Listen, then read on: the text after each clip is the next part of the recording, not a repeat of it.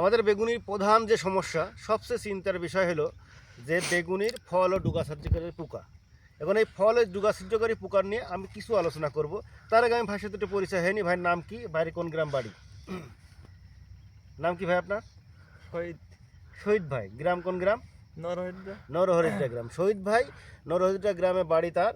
এখন বেগুনের মূল সমস্যা হলো ফল ও ডুগা ছিদ্রকারী পোকার জন্য। এখন গতানুগতিকভাবে যদি আমরা বেগুন গাছে ট্রিটমেন্ট করতে চাই, তাহলে যদি একতরফা কোনো ওষুধ দিতে চাই, তাহলে সেই ওষুধটা আমরা ভালো কোনো রেজাল্ট পাবো না।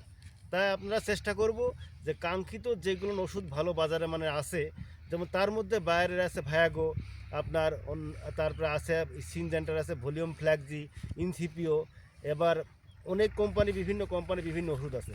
এই ওষুধগুলো আপনারা পর্যায়ক্রমে স্প্রে করবেন।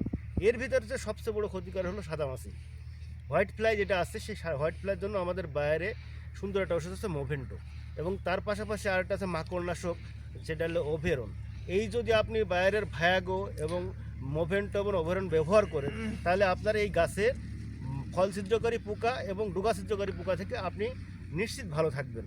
পর্যায়ক্রমে স্প্রে করবেন, ইনশাল্লাহ ভালো হয়ে যাবে। তা আমরা আশা করব আপনারা বাইরের এই পরামর্শ ভায়াগো এবং ওভেরন মোভেন্টো ব্যবহার করবেন, তাহলে ডোগা ও ফল ছিদ্রকারী পোকা থেকে আপনারা বেগুন থেকে ভালো একটা বেগুন, পরিপুষ্ট বেগুন পাবেন।